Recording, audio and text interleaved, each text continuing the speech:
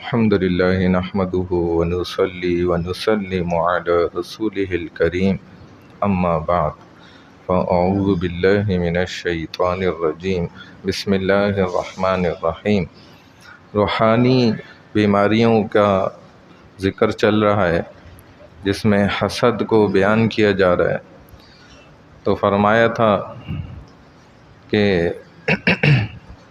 حسد یہ انسان کو جب تک اس کی جان نہیں لے لیتی، اور صحابہ کے اقوال سے بھی ثابت ہے کہ یہ ایسی اعتدال پسند ہے بیماری کہ حاصل ہونے سے پہلے ہی جان لیوا ثابت ہوتی، جان لے کر چھوڑتی۔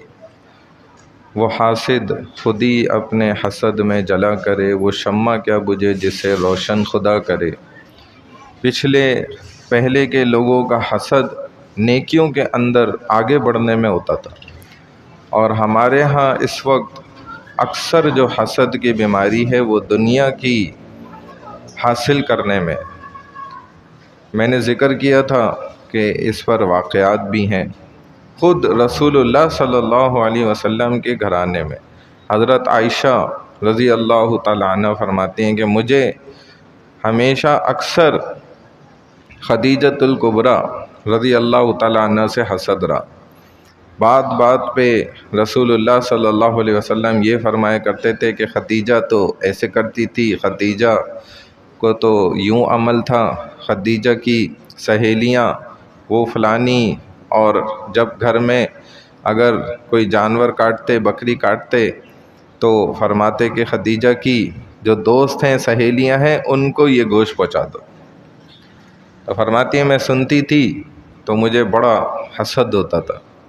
ایک دفعہ میں نے تو تنگ آ کر رسول اللہ صلی اللہ علیہ وسلم کو گویا سخت الفاظوں میں ہی یوں کہہ دیا کہ کیا یا رسول اللہ، آپ ہر وقت خدیجہ نے ایسے کیا، خدیجہ نے ویسے کیا، خدیجہ کی سہیلیاں، ہم بھی تو ہیں جیسے ہماری عورتیں بھی، ظاہر ہے، اور یہ تو ہماری روحانی مائیں ہیں۔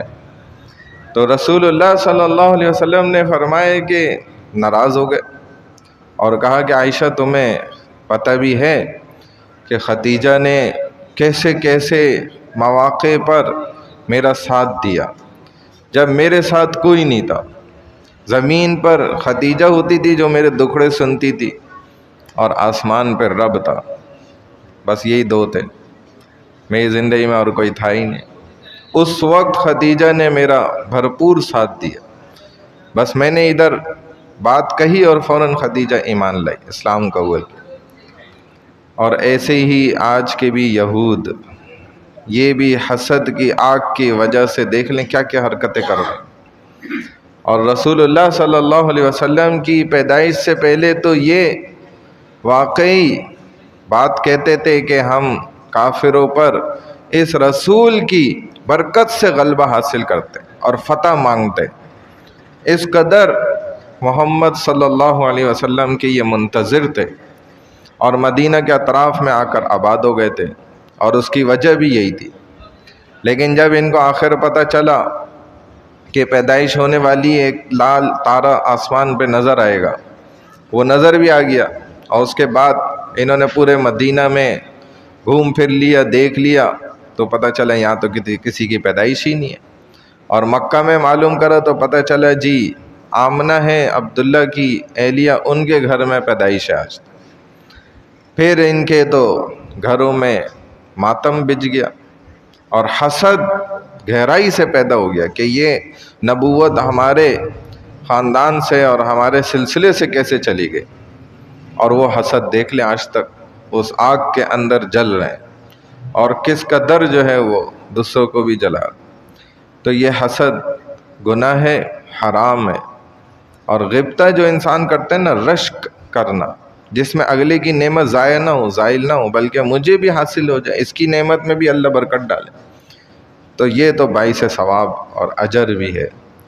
اور اگر یہ نیکی کے معاملات میں ہو تو وہ تنافس ہے، قرآن نے بھی اس کو ذکر کیا، فَلْيَتَنَافَسِ الْمُتَنَافِسُونَ، کہ ایک دوسرے سے اس تنافس میں تو آگے بڑھنا چاہیے۔ بہرحال اللہ تعالیٰ ہم سب کو عمل کی توفیق عطا فرمائے۔ الحمدللہ رب العالمین والعاقبۃ للمتقین والصلاۃ والسلام علی سید الانبیاء والمرسلین نبینا محمد وعلی آلہ واصحابہ اجمعین۔ یا ارحم الراحمین، ہمارے نمازی ظفر بھائی، ان کی اہلیہ کو کامل صحت یابی عطا فرما دیجیے۔ یا اللہ ان کو صحت یابی والی، دینداری والی، یا اللہ عافیت والی لمبی عمر عطا فرمائیے۔ یا اللہ جتنے بھی مسلمان ہیں بیمار حال ہیں، تمام کو صحت شفائے کاملہ عاجلہ مستمرہ دائمہ نصیب فرما دیجیے۔ یا اللہ جو مسلمان اس دنیا سے رحلت فرما چکے ان تمام کی مغفرت فرما دیجیے۔ یا اللہ خصوصاً ہمارے والدین، عزیز و اقارب، رشتہ دار، ہمارے مسجد کے نمازی حضرات، یا اللہ سب کی قبروں کو نور سے منور فرما دیجیے۔ یا اللہ جتنے بھی مسلمان جہاں کہیں بھی پریشان حال ہیں، تمام پریشانیوں کو دور فرما دیجیے۔ یا اللہ ان کی جو مصائب ہیں، اللہ تمام مصیبتوں سے چھٹکارا عطا فرما دیجیے۔ یا اللہ ہماری تمام دعاؤں کو، نیک حاجات کو اپنی بارگاہ عظیم میں قبول و منظور فرما دیجیے۔ سبحان اللہ و بحمدہ، سبحانک اللہم و بحمدک، نشہد ان لا الہ الا انت، نستغفرک و نتوب الیک، برحمتک یا ارحم الراحمین۔